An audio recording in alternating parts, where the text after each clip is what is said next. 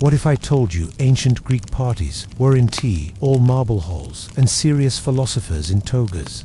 Picture candlelit rooms filled with music, laughter, wine flowing freely, competitive drinking games, poetry battles, and debates that could turn from deep philosophy to complete chaos. In today's video, we're re-diving into what ancient Greek parties were actually like, from elite symposiums where thinkers showed off their wit, to wild celebrations that went on long after the sun went down.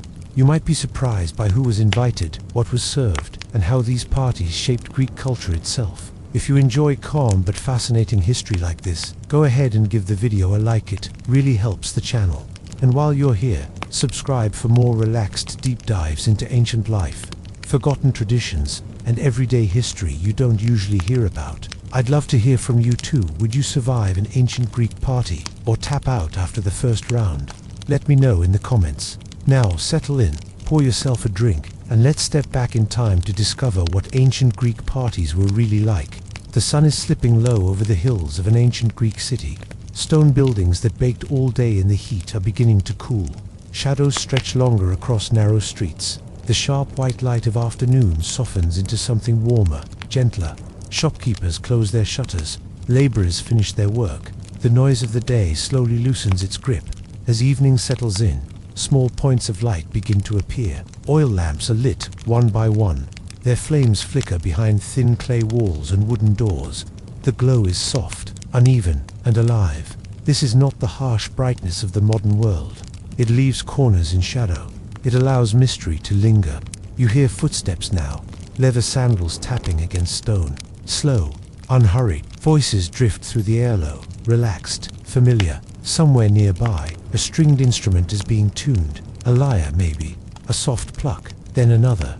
Night has arrived. In ancient Greece, night was not simply the absence of daylight. It was a change in mood, a change in rules, a different rhythm of life. When the sun went down, work was meant to stop, and something else took its place.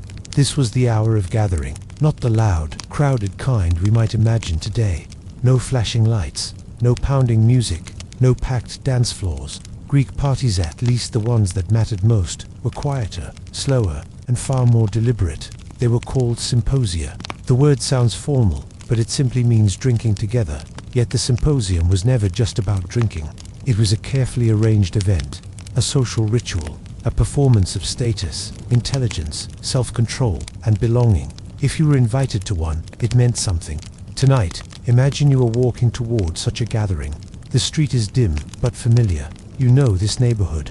The house you are approaching belongs to a wealthy citizen, someone with enough space, enough servants, and enough social standing to host an evening like this. The door is open. Inside, the air smells faintly of oil, wine, and clean stone. A servant greets you quietly. No loud welcome, no raised voices. This is not that kind of party. Your sandals are taken. Your feet are washed. Dust from the road is rinsed away. It is a small gesture, but an important one.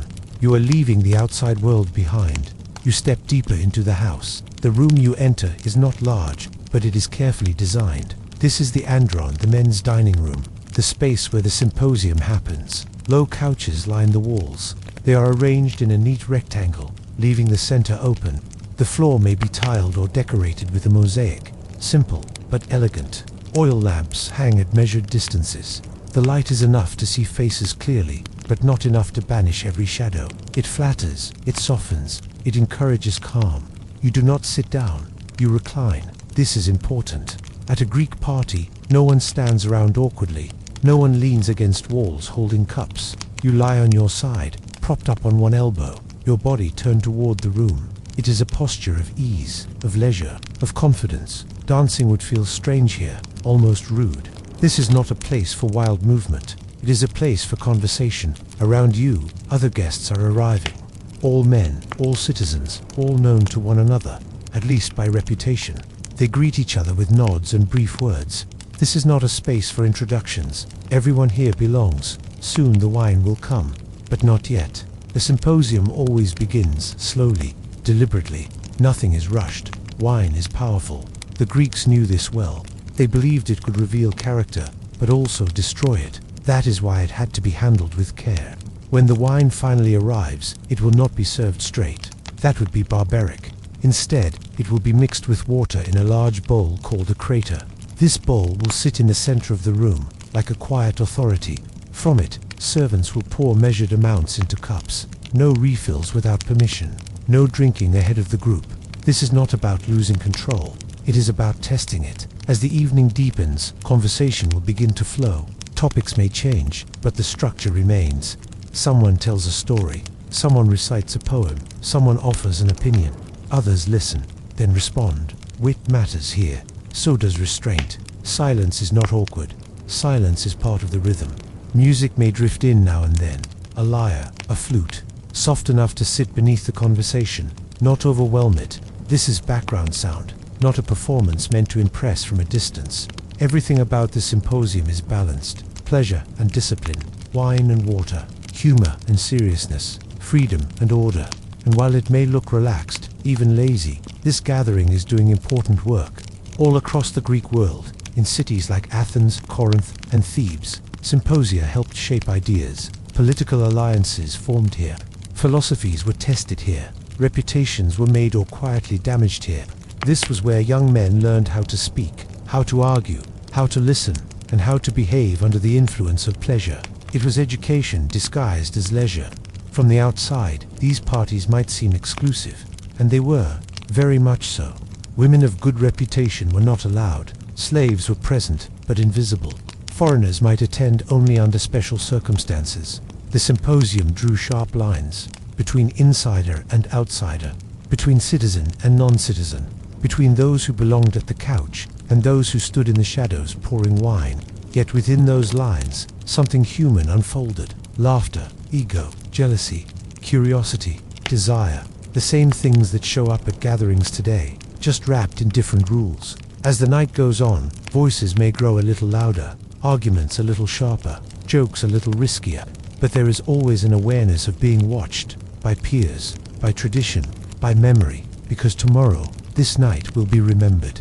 And reputation, in ancient Greece, lasted a lifetime. Eventually, the lamps will burn lower, the wine bowl will empty, conversations will slow. One by one, guests will rise from their couches. Sandals will be returned. Farewells will be quiet. Outside, the streets will still be dark, and somewhere in the distance, the first hints of dawn will be waiting. This is the world of the ancient Greek party. Not wild chaos, not endless indulgence, but a careful dance between pleasure and control. And now that night has fallen, it is time to understand why these gatherings mattered so deeply and what they reveal about the people who hosted them. That begins with a simple question. Why did the Greeks gather after dark at all? When night arrived in the ancient Greek world, it was not just a change in lighting, and it was a signal. Daytime belonged to work, to politics in the open air, to farming, trading, arguing in the marketplace, and handling public business. The sun ruled those hours, and everything under it was meant to be visible. Night was different. Night belonged to private life, and in a society built around small city-states, where everyone knew everyone or at least knew of them, private life mattered a great deal. The Greeks gathered after dark because that was when the noise of obligation faded, when the expectations of public behavior loosened just enough to allow honest conversation, not careless conversation, but meaningful conversation. The symposium existed because Greek society needed a space like this. In a city-state, social bonds were not optional. Your survival, your influence, and your honor depended on relationships. Who trusted you, who respected you, who would speak for you when you were not in the room. The symposium was where those bonds were reinforced. It was where friendships were tested, rivalries sharpened, and alliances quietly formed. A man who spoke well at a symposium earned admiration. A man who lost control earned whispers. These gatherings helped define who belonged at the center of society and who hovered at the edges. And that brings us to something important. Greek parties were not open to everyone. To be invited to a symposium usually meant you were a free male citizen of the city, not a slave, not a foreigner passing through, not someone without political standing. The guest list alone was a statement. By gathering after dark, these men stepped into a shared identity. They were equals, here or, at least, equals in theory. Each reclined on a couch, each drank from the same wine. Each had a chance to speak, but equality had limits. Age mattered, reputation mattered, wealth mattered. A younger man listened more than he spoke. An older man's words carried weight. A respected citizen could say things others could not. The symposium looked relaxed, but it was carefully layered with hierarchy. This is one of the great misunderstandings about ancient Greek parties. From the outside, they seemed leisurely, almost lazy, people lying around, drinking, talking, listening to music. But the Greeks did not see leisure the way we do. They had a word for it. This word does not mean doing nothing. It means having the time and mental space to think, to reflect, to engage deeply with ideas. It is where our modern word school comes from, which should tell you something. For the Greeks, leisure was productive. A symposium was not an escape from serious life. It was part of it. This is why political talk often happened here, not in the assembly, not in the courts, but on couches, with cups of diluted wine in hand. Men debated laws, questioned leaders, tested opinions, sometimes subtly, sometimes very directly. And because this happened in private, the stakes were different. Words spoken here could shape future decisions, influence votes, strengthen factions. The party was political, even when it pretended not to be. But it was also moral. The Greeks believed character revealed itself under pressure, and wine applied a gentle kind of pressure, not enough to break someone outright, but enough to show cracks. Could a man drink and remain calm? Could he laugh without cruelty? Could he argue without anger? Could he handle praise without arrogance? These things mattered. A symposium was a test of self-mastery. Too stiff, and you seemed cold. Too loose, and you seemed dangerous. The ideal guest found the balance in between. Relaxed, but controlled. Witty, but respectful. This balance was tied closely to masculinity. Greek masculinity was not about loudness or aggression. It was about restraint, about knowing when to speak and when to stay silent, about managing desire, not being ruled by it. The symposium trained this kind of masculinity. Young men watched older men closely. They learned by observing how they held their cups, how they responded to jokes, how they disagreed without turning hostile. No one stood at the front teaching lessons. The lesson was the room itself. And then there is the contrast with modern celebration culture. Today, parties are often about release, letting go, forgetting responsibilities, being someone else for a few hours. Greek parties were almost the opposite. They were about being more yourself, or rather, revealing who you really were beneath comfort and pleasure. There was no expectation that you would dance, no pressure to entertain others constantly, no loud music pushing everyone into the same rhythm. Conversation was the main event. Silence was allowed. In fact, silence was respected. This surprises many people. We tend to think of ancient parties as loud, chaotic affairs, but that image comes mostly from later exaggerations and modern imagination. In reality, the symposium was calm, focused, sometimes intense, but rarely frantic. Even humor followed rules. Jokes were clever, not crude. Insults were sharp, but often playful. Crossing the line could damage your reputation permanently. People remembered how you behaved when you thought no one important was watching, because everyone important was watching. There is also a practical reason the Greeks gathered after dark. The climate, much of the Greek world was hot, especially in summer. Daytime was for necessary labor.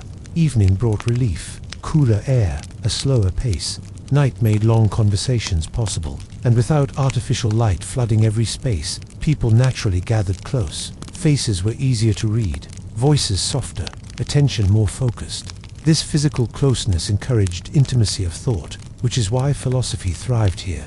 Some of the most famous ideas in Western history were shaped in rooms like these, not in lecture halls, not in classrooms, but at parties. Questions about love, beauty, justice, and the soul were debated between sips of wine. Arguments unfolded slowly, thoughtfully, without the rush of daylight duties. It is no accident that Plato chose a symposium as the setting for one of his most famous works. He understood something important. Truth often emerges when people feel at ease but not careless. The Greeks gathered after dark because night created the right conditions. Darkness softened edges, reduced distractions, encouraged reflection. The symposium was a space where men could explore ideas without the rigid structure of public life, while still being bound by social expectation. Freedom, but not chaos. Pleasure, but not excess. Community, but not equality. This balance is what made Greek parties powerful. They were not about forgetting who you were. They were about proving it. And now that we understand why these gatherings mattered so deeply, it is time to step fully inside one, to walk through the door of a Greek home, to see how architecture, space, and design shaped everything that happened next. Because in ancient Greece, even the walls had something to say. That is where the night continues. To understand an ancient Greek party, you first have to understand the house, not the whole house, not the kitchens, storerooms, or sleeping quarters, just one room. Because in ancient Greece, the party did not take over the home. The home was designed around it. From the outside, a wealthy Greek house looked plain, solid walls, few windows, no attempt to impress the street. Greek houses did not show off. They kept their beauty inside. You entered through a modest doorway and stepped into a small courtyard. This was the heart of the household, open to the sky, quiet, practical. Light spilled down from above, bouncing off stone and plaster. But the symposium did not happen here. It happened off to the side, behind another doorway, in a room with a very specific purpose. The andron was the men's room, not in the casual sense, but in the social sense. It was where male guests gathered, drank, talked, and were judged. If the house had a soul, the andron was where it put on a performance. The room was usually square or rectangular, designed with balance in mind. Along the walls sat low couches called clinai. These were not soft by modern standards, but they were comfortable enough for hours of reclining. Each couch was placed with intention. There were just enough to fit the room, usually 7 to 11. No extra space, no crowding. This limited the number of guests and preserved intimacy. You could see everyone's face without turning your head too much. In the center of the room was open floor space. This was not wasted area. It was where servants moved quietly, where wine was poured, where games were played, where the crater sat like a silent authority. The floor itself often carried decoration, simple geometric patterns, sometimes elaborate mosaics, scenes of animals, myths, or abstract designs. These were not just decoration, they were conversation starters, quiet signals of taste and education. Guests noticed these things. Walls were plastered and sometimes painted, nothing flashy. The Greeks preferred restraint. Too much decoration suggested vanity, too little suggested poverty or neglect. Balance mattered. Lighting was carefully controlled. Oil lamps were placed high enough to cast soft light downward. Shadows were expected. In fact, they were welcome. Darkness helped create privacy. It kept the room from feeling exposed. This was not a space for bright clarity. It was a space for atmosphere. It was a space for atmosphere. Acoustics mattered too. Stone walls reflected sound gently. Voices carried, but not too far. You did not have to raise your voice to be heard, but you also could not whisper without intention. Every laugh, every sharp comment, every pause was shared by the room. This made people careful. The architecture itself encouraged moderation. You could not storm around dramatically. There was nowhere to pace. You could not retreat into a corner unnoticed. Everyone reclined in view of everyone else. The room demanded presence. This is one reason Greek parties stayed seated and calm. The space did not support chaos. It rewarded composure. And then there is the separation. And then there is the separation. The andron was usually positioned near the entrance of the house. Guests did not pass through family spaces. They did not see private rooms. This protected the household and preserved boundaries. Respectable women stayed elsewhere. They were not meant to hear the conversations of the symposium. Not because the talk was always shocking, but because Greek society drew sharp lines between male public life and female domestic life. The house enforced those lines. Behind the scenes, slaves moved quietly in and out, pouring wine, clearing cups, refilling lamps. They knew the rhythm of the room better than anyone, yet were expected to remain unseen. A good servant was almost invisible. The host's reputation depended on this invisibility. If the wine ran dry, it was embarrassing. If the lamps smoked too much, it was careless. If a servant interrupted conversation, it was awkward. A well-run andron felt effortless. Of course, this effort cost money. Not every Greek could afford such a room. Most people never hosted a symposium. They might attend one if invited, but their own homes were too small, too crowded, too practical. The andron was a sign of wealth, but more than that, it was a sign of aspiration. It told guests that the host valued culture, order, and social connection, that he understood the rules of elite life, that he belonged among men who debated ideas instead of shouting over noise. Even the number of couches sent a message. Too few, and you seemed isolated. Too many, and you seemed desperate for attention. The right number suggested confidence. Nothing in the room was accidental. Even the position of the crater mattered. Placed centrally, it reminded everyone that wine was shared, not hoarded, that no one drank alone. that the group moved together through the night. This shared center helped regulate behavior. If someone drank too quickly, it was noticed. If someone refused to drink, it raised questions. Participation was expected, but so was restraint. The room enforced this balance, and then there were the small details. Cushions arranged neatly, cups laid out before guests arrived, water prepared for mixing, everything ready before the first sandal was removed. Preparation mattered. A host who scrambled during the event looked unfit. A host who anticipated needs appeared wise. Hosting a symposium was a test. You were not judged only by your words, but by your space. Guests absorbed all of this quietly. They reclined, drank, and talked, but they also watched. The room spoke on behalf of its owner. It said, "I know who you are. I know what this night is for. I know how to hold it together." And if the room failed, if it felt cramped, careless, or poorly lit, the failure lingered long after the night ended. Architecture shaped behavior. The Greeks understood this instinctively, but they built spaces that encouraged the kind of people they wanted to be: calm, measured, social, but controlled. This is why Greek parties rarely spilled into chaos indoors. The chaos, if it came, happened later. Outside, in the streets, inside the andron, order ruled.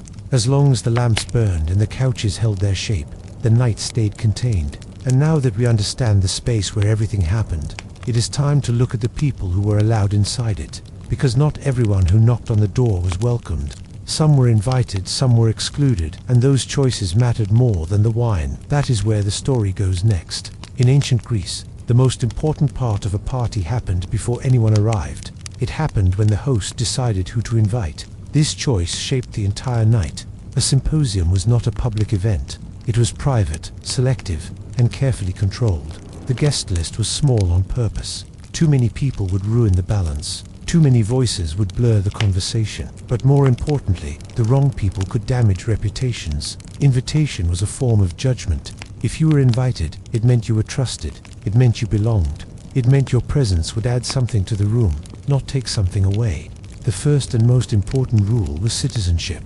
To attend a proper symposium, you needed to be a free male citizen of the city, not a slave, not a visitor passing through, not someone who lived in the city but lacked political rights. Citizenship was everything in Greek society. It defined who could vote, speak in assemblies, own land, and defend the city. The symposium reflected this structure. Inside the andron you found the same men who debated laws during the day, the same men who served on juries, the same men who might stand beside you in battle. The party reinforced the political body of the city. Foreigners, known as metics, lived and worked in Greek cities. Some were wealthy, some were educated, some were admired, but most were not invited to not because they were disliked, but because they were not citizens. Greek parties were about shared identity, shared obligations, shared risks. A foreigner, no matter how refined, stood outside that circle. There were exceptions, of course. A famous poet, a visiting philosopher, a powerful ally, but these were special cases, and everyone knew it. Their presence added prestige, but also tension. Slaves were always present, but never invited. They poured the wine, cleaned the cups, adjusted the lamps. They moved constantly through the room, yet were expected to remain unnoticed. Their role was to serve, not to speak. If a slave laughed too loudly or lingered too long, it was seen as a failure of discipline, not just on the slave's part, but on the host's. A well-run symposium made slaves almost invisible. Then there were women. This is often the most misunderstood part of Greek parties. Respectable women did not attend symposia. Not wives, not daughters, not sisters, not mothers. This was not because Greek men thought women incapable of conversation. It was because Greek society divided life into strict spheres. Men belonged to public life. Women belonged to the household. The symposium, even though it took place in a private home, was considered an extension of male public life. It involved politics, philosophy, debate, drinking. These were not activities associated with respectable women. A woman who appeared at a symposium risked her reputation permanently. This does not mean women were absent from Greek social life. It means they were present in different spaces, under different rules. The exclusion was cultural, not accidental. Age also mattered. Young men could attend, but they were expected to listen more than they spoke. Their behavior was watched closely. A young man who drank too fast or spoke too boldly marked himself as immature. Older men carried authority. Their jokes landed harder. Their criticism cut deeper. their approval meant more. A symposium was a place where age hierarchy played out quietly. No one announced it. Everyone felt it. Reputation was another invisible gatekeeper. A man known for violence, uncontrolled behavior, or crude speech was unlikely to be invited again, even if he was wealthy, even if he was powerful. Symposia relied on trust. Trust that guests would follow the unspoken rules, that disagreements would stay verbal, that wine would loosen tongues, not fists. One bad guest could ruin an entire evening. This is why invitations were often extended slowly, through repeated interactions, through shared acquaintances, through observation over time. A man might attend several gatherings before being fully accepted, and then there were invitations as signals. Who you invited said as much as who you did not. If two rivals were both present, it suggested reconciliation or a test. If a rising young politician appeared among respected elders, it hinted at ambition and support. Hosts used guest lists strategically. A symposium could strengthen alliances without a single word being spoken about politics. Everyone noticed who reclined where, who spoke first, who was addressed by name, who was interrupted, who was ignored. In this way, the party became a map of social power. Even seating mattered. Couches were equal in theory, but position mattered in practice. Reclining near the host suggested closeness. Reclining near the door suggested distance. No one explained this. Everyone understood it. Greek society was highly sensitive to status, and the symposium amplified this sensitivity. At the same time, there was an ideal of equality. All guests drank the same wine, ate the same food, reclined at the same level. This created the impression of shared standing. But impressions can be misleading. True equality was never the goal. Harmony was. The symposium was designed to bring different levels of status into one controlled space without letting those differences explode into conflict. This balancing act was fragile. One sharp insult, one excessive boast, one moment of drunken arrogance could tip the mood, which is why exclusion mattered. Better to leave someone out than to risk disorder. There is a small irony here. Greek symposia celebrated conversation, wisdom, and reflection, yet they were built on exclusion, on clear boundaries, on rules about who belonged and who did not. The Greeks did not see this as a contradiction. They believed order required limits. The symposium was a mirror of the city itself, a small, enclosed version of civic life, with rights, duties, and boundaries clearly defined. To be inside was an honor. To be excluded was not always an insult, but it was always meaningful. And so, when the night arrived and the lamps were lit, only a select few crossed the threshold into the antron. They came knowing they would be watched, judged, remembered, because once you were invited, your behavior became part of your public story, and the first test began almost immediately, not with wine, not with words, but with how you entered the room. That is where the night truly began. An ancient Greek party did not begin with a toast. It began with posture. This may sound like a small detail, but in Greek culture, how you held your body mattered a lot. The way you stood, sat, or reclined sent signals about your status, your confidence, and your self-control. So when a guest arrived at a symposium, the first lesson was physical. You did not rush in, you did not collapse onto a couch, and you definitely did not sit upright like you were waiting for instructions. You reclined. Before that, though, there were rituals. A servant met you at the door. Your sandals were removed. Feet dusty from stone streets were washed with cool water. This was not luxury for luxury's sake. Cleanliness mattered. You were about to share space, food, and drink with others. This small act also marked a transition. You were no longer a citizen walking through the city. You were now a guest. Inside the andron, the couches waited. Each couch was shared by 2 men, sometimes 3. You lay on your left side, supported by cushions. Your right hand remained free to take food, lift a cup, or gesture while speaking. The position was deliberate. Reclining signaled leisure. It showed you were not in a hurry, not anxious, not under command. It was the posture of someone who had earned the right to rest. Sitting upright, on the other hand, was associated with work, learning, or obedience. Slaves sat, students sat. Reclining was reserved for those who belonged. This is why posture mattered so much. To recline was to declare yourself a peer. But even reclining had rules. You did not sprawl. You did not stretch out too far. You kept your body within the invisible boundaries of your couch. Invading another man's space was a social mistake, and possibly a provocation. Think of it as ancient personal space, just sideways. The order in which guests reclined also mattered. Older men and honored guests were usually offered positions closer to the host. Younger men reclined farther away. No one announced this. No seating chart was read aloud. The servants knew. The guests knew. The room settled into place naturally. Once everyone was positioned, the party could begin. But still, no wine. Not yet. First came a moment of calm. A pause. The Greeks understood the power of anticipation. Jumping straight into drinking would have seemed crude. Instead, the room eased into the evening. Conversation began lightly. A remark about the weather. A comment on the house. A polite acknowledgement of someone's recent success or failure. Nothing too sharp. Nothing too heavy. This early phase was about testing the mood. Could this group relax together? Could they joke without offense? Could they speak without tension? Only when the room felt balanced did the servants bring in the crater. The large mixing bowl was filled with wine and water, always mixed, never pure. Pure wine was considered dangerous, even uncivilized, something associated with outsiders who lacked restraint. The ratio of wine to water mattered, strong enough to loosen tongues, weak enough to keep minds clear. The symposiarch, the master of ceremonies, decided the ratio. We will meet him properly soon. For now, know that his first act of authority was deciding how intoxicated the night would become.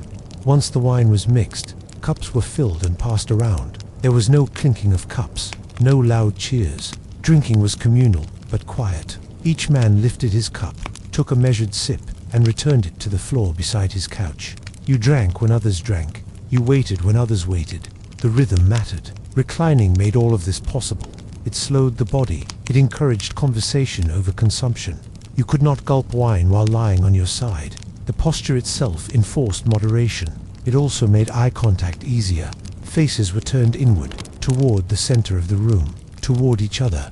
No one was hidden behind a standing crowd. No one hovered awkwardly near the edges. Reclining created a circle without walls, and it changed how people spoke. Gestures were smaller, voices were softer. You did not stand up to make a point. You made your point from where you lay. This discouraged grandstanding. If you wanted attention, you earned it through words, not volume. There is something quietly humorous about this. Modern parties often involve standing around, holding drinks, unsure where to put your body.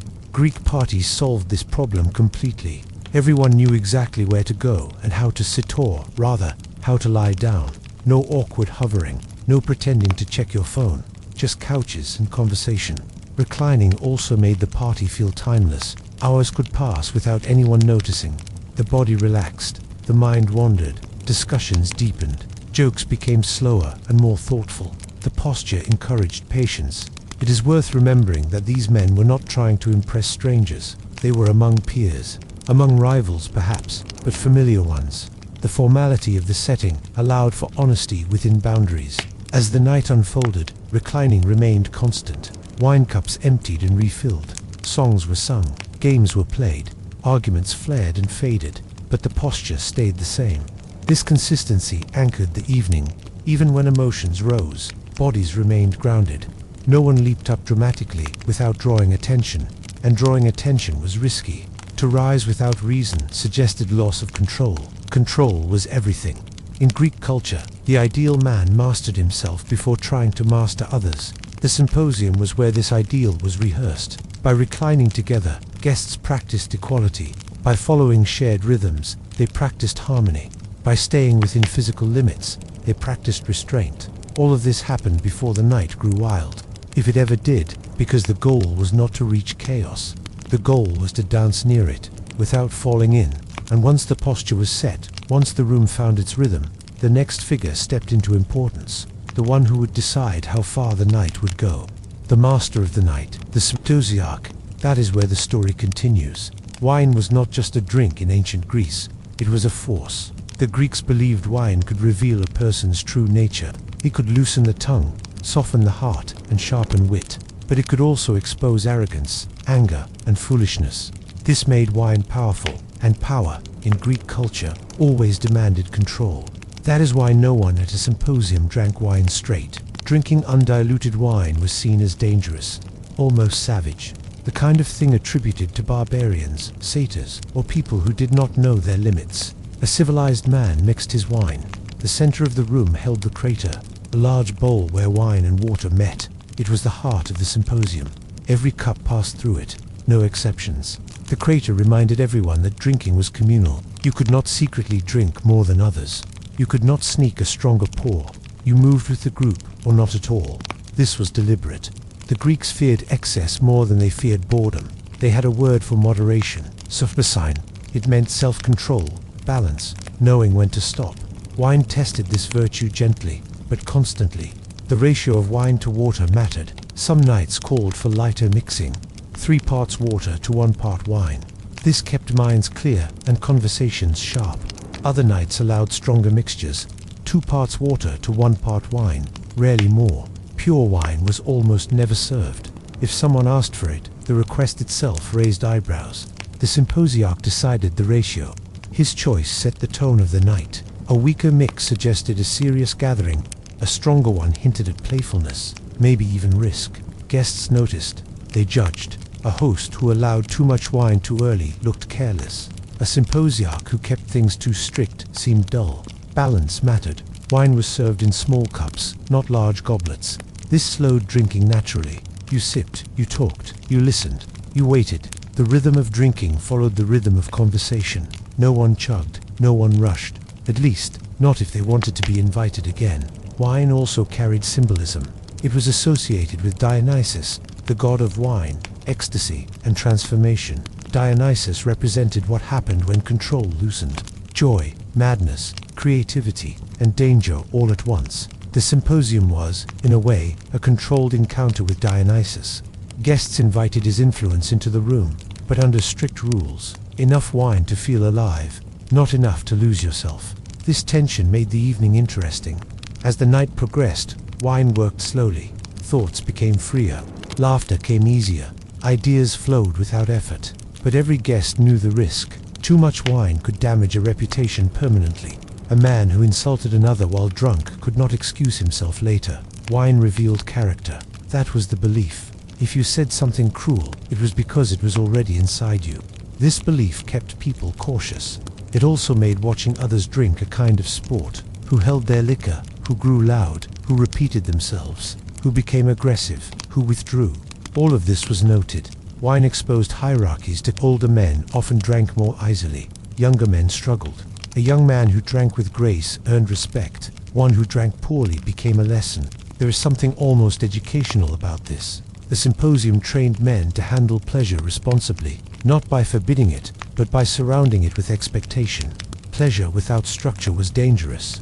Structure without pleasure was empty. Wine bridged the two. The Greeks also believed that wine encouraged truth, not absolute truth, but emotional honesty. Compliments felt sincere. Confessions slipped out. Grievances surfaced. This made the symposium a place of subtle risk. A man might reveal too much, or learn too much about someone else. Wine turned the party into a mirror, not a harsh one, a softened one, but still revealing. There is a quiet humor in how seriously the Greeks treated dilution. Modern drinkers might laugh at the idea of watering down wine, but to the Greeks, this was the whole point. Wine was meant to last, to accompany hours of talk, not overwhelm it. A symposium could stretch deep into the night. Drinking slowly was practical and cultural. Stories survive of men who ignored these rules, who drank straight wine, who boasted of their strength. These stories usually end badly, with fights, with disgrace, with regret. Greek literature is full of warnings. Excess was not glamorous, it was tragic. This fear of excess shaped everything about the party. The size of cups, the pace of service, the authority of the symposiarch. Even games and songs were structured around drinking rhythms. After a song, a sip. After a debate, a sip. Always together. No one was meant to be alone in their intoxication. The group moved as one. This is why wine at a Greek party was never just a drink. It was a test of character, of patience, of social awareness. A successful symposium was one where guests felt relaxed but remained themselves, where wine enhanced conversation without replacing it. When the night ended, the ideal guest left clear-headed enough to remember everything and be proud of it. That was the goal. And overseeing this delicate balance was one man, chosen for the night, given quiet authority, the one who decided how far Dionysus was allowed to enter the room, the symposiarch. And that is where the story turns next. Every Greek party needed someone in charge, not a host giving loud instructions, not a guard enforcing rules, but a quiet authority, someone who guided the night without drawing attention to himself. This person was the symposiarch. The symposiarch was chosen at the beginning of the symposium, sometimes by agreement, sometimes by lot, occasionally by seniority. However it happened, once chosen, his word carried weight. He was the master of balance. His first decision was the most important: how strong the wine would be. This choice shaped everything that followed. A lighter mix encouraged long conversations and careful thought. A stronger mix invited playfulness and risk. The symposiarch read the room before deciding. Too cautious, and the night felt stiff. Too bold, and it could slip toward disorder. This was not an easy job. Once the wine was mixed, the symposiarch set the pace of drinking. He signaled when cups were filled, when they rested, when a round ended.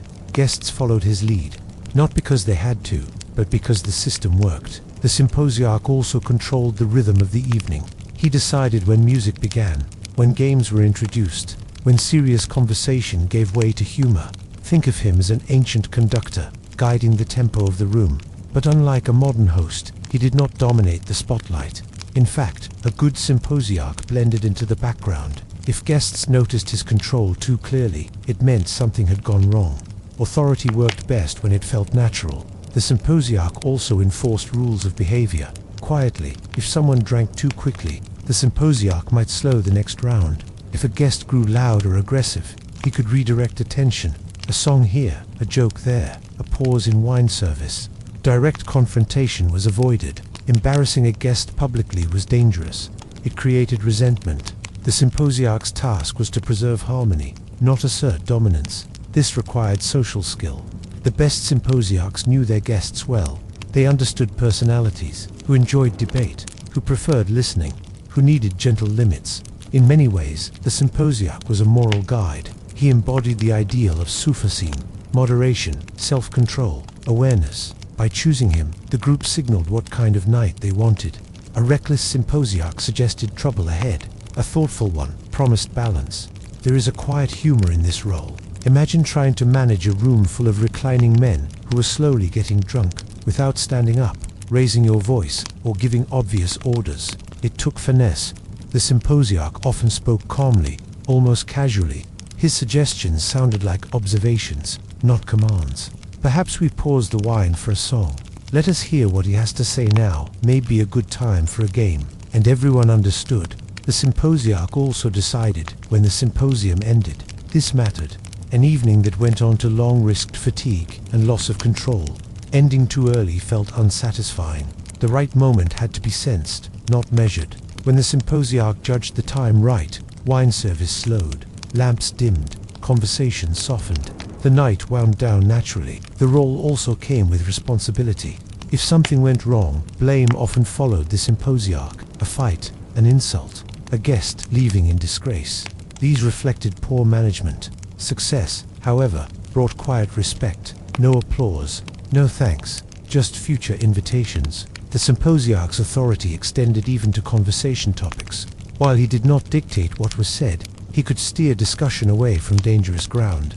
Certain subjects could divide a room: personal grudges, sensitive politics, old insults. A skilled symposiarch sensed when tension rose and gently redirected. This kept debates lively but safe. Greek society valued argument, but not chaos. The symposium was not a courtroom. Winning an argument mattered less than keeping the group intact. This balance between freedom and control defined the symposiarch's role. He did not silence voices, he harmonized them. The symposiarch also interacted closely with the slaves. He signaled when to pour, when to wait, when to refill lamps. The servants watched him constantly. A glance was enough. This coordination made the evening feel effortless. When it worked, guests barely noticed the structure beneath their pleasure. That was the point. The symposiarch's presence allowed everyone else to relax. Knowing someone was watching the edges of the night made risk feel safer. You could speak more freely when you trusted the boundaries. In a way, the symposiarch represented the city itself, a reminder that freedom existed within order, that pleasure was best enjoyed collectively, with limits agreed upon. This is why the role mattered so much. Without a symposiarch, the symposium could drift, wine could flow unevenly, conversation could fracture, egos could clash. With him, the night held its shape, and within that shape, creativity flourished. Music emerged. Poetry found a place. Games lightened the mood. The symposiarch opened the door to these things at the right moment, which brings us to the next element of the night. Once wine and authority was set, the room filled with sound, strings, voices, rhythm, music, and performance entered the symposium, and with them, the soul of the party truly awakened. At some point in the evening, the room changed, not suddenly, not dramatically, just enough to be felt. Conversation softened. Cups rested longer between sips. The symposiarch gave a small signal, and sound entered the space. Music had arrived. In an ancient Greek symposium, music was not background noise. It was not meant to fill silence or drown out thought. It had a purpose, and it followed rules. Most often the sound came from a lyre, a small, stringed instrument, light enough to hold while reclining. Sometimes a flute joined in, its tone sharper, more breath-driven. The music was intimate. No one performed from a stage. No one faced an audience. The musician reclined like everyone else, playing for the room, not at it. This mattered. Music at a symposium was part of conversation, not a replacement for it. A short melody might open a new mood, calm, reflective, playful. It might follow a serious discussion or prepare the room for something lighter. Music helped guide emotion, and like everything else in the symposium, it encouraged balance. Too much music felt indulgent, too little felt stiff. The symposiarch watched carefully, letting sound appear and fade as needed. Then came poetry. Greek culture was built on spoken words. Long before many people read regularly, they memorized, they recited, they listened. Poetry lived in the body.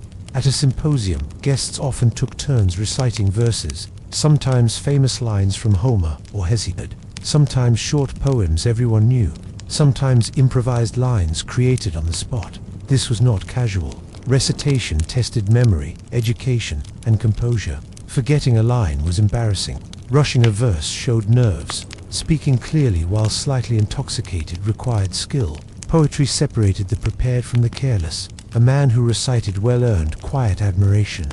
A man who tried and failed learned a lesson. There was humor here too. Guests sometimes challenged each other to finish a line, or to continue a verse from memory. A wrong word might earn laughter, but usually gentle laughter. The goal was not cruelty. It was shared enjoyment. Improvised poetry carried its own risks. Clever lines were praised, dull ones fell flat. A poorly judged joke could linger uncomfortably in the air. Timing mattered, so did knowing your audience. This made performance at a symposium a social skill. You had to read the room, sense when to speak, sense when to stop. Silence, again, played a role. After a song or poem, there was often a pause. No applause, no clapping, just quiet acknowledgement, maybe a nod, maybe a smile. The Greeks were comfortable with silence. They understood that meaning needed space. Music and poetry also served education. Young men learned cultural values through these performances. Heroes, virtues, cautionary tales, the stories of gods and mortals blended pleasure with instruction. A symposium was entertainment, but it was also a classroom, one with wine and cushions. Sometimes singing became competitive. Guests challenged each other to sing better, remember more, or create cleverer verses. These contests were informal, but the outcomes were remembered. A good performance boosted status. A poor one reminded you of your place. Even here, hierarchy showed itself. Music also softened disagreement. After a heated debate, a song could ease tension. Shared melody reconnected the group. It reminded everyone that they belonged to the same circle. This was one reason music mattered so much. It healed small fractures before they widened. Flute music added a different energy, sharper, more emotional, sometimes associated with excitement, even danger. Some Greeks distrusted the flute for this reason. Too much flute music stirred feelings too strongly. Once again, balance mattered. Music was not just sound, it was moral force. The Greeks believed different melodies shaped character. Calm music encouraged calm behavior. Wild music invited wildness, so the symposium chose carefully. Performance also included storytelling. A guest might tell a story from his youth, a military campaign, a clever trick, a moral failure. These stories were often modest, but revealing. Storytelling showed judgment. Boasting too much was frowned upon. Self-deprecation earned smiles. Honesty earned respect.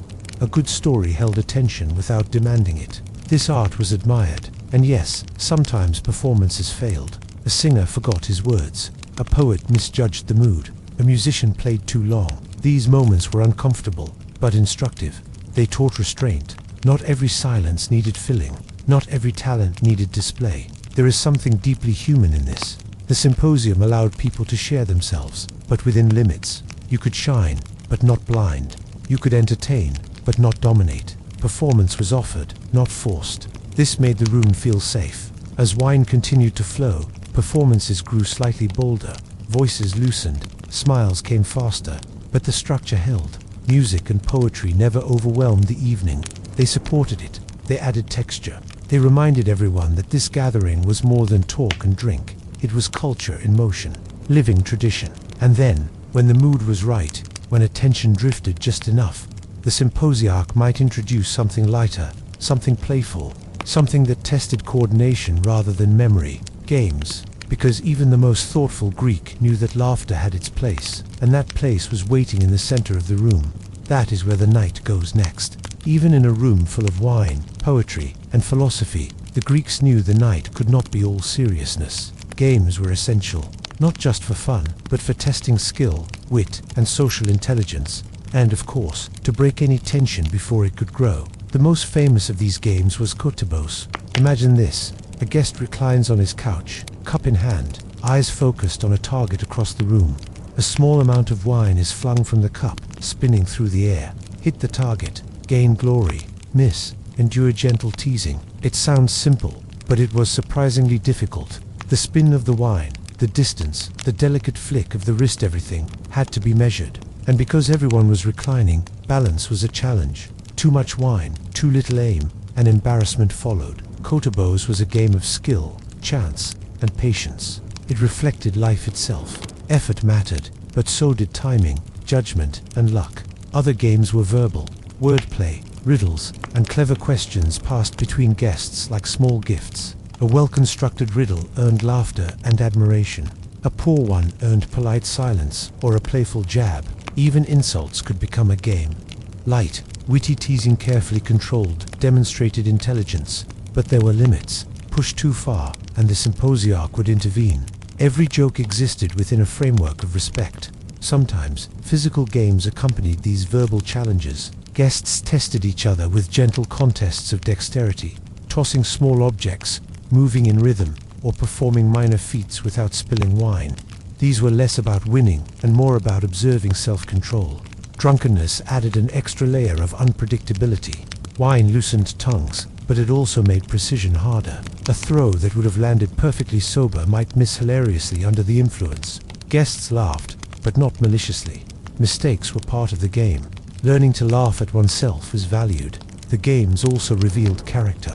Who could recover gracefully from a mistake? Who became frustrated or defensive? Who celebrated another's success without envy? Every action spoke volumes. Competition, of course, was not absent. The Greeks loved measured rivalry. Guests challenged each other, sometimes subtly, sometimes openly, but winning at Kotobos or wordplay was never just about bragging. It was about proving skill without arrogance, showing confidence without harming the harmony of the room. Humor, too, was part of the challenge. Gentle mockery reminded everyone that humility was necessary. A man who took himself too seriously risked becoming a target. The room taught him balance, ambition without excess, pride without harm. Games often followed patterns: a round of wine, a song, a game, a debate, a story, a small contest. The structure prevented boredom and chaos. Even laughter was moderated by timing. The symposiarch, as always, oversaw the proceedings. He decided when games began and ended, who participated, and when it was time to return to conversation or poetry. This kept the energy moving smoothly. There is a quiet humor in imagining these men reclining with wine, carefully tossing small splashes at distant targets, all while trying to maintain dignity. It seems almost absurd to modern eyes, yet it worked. The balance of skill, chance, and composure was exactly what the symposium sought. Games also reinforced hierarchy. Guests observed each other closely. The cleverest or most skilled gained admiration. The clumsiest might be teased, but gently, within social limits. Everyone understood the stakes were social, not life or death. Interestingly, these playful moments often revealed the same lessons as more serious conversation. They tested patience, encouraged observation, and rewarded those who could balance effort with humor. A symposium without games would feel incomplete. They were as important as music or wine, offering relief and interaction while reinforcing the same virtues: control, skill, and awareness of others. And so, as the night continued, the room pulsed with laughter, strategy, and light competition. Guests reclined, sipped, challenged, and observed. The air remained charged, but contained. Order and play moved together in harmony. After games came another shift.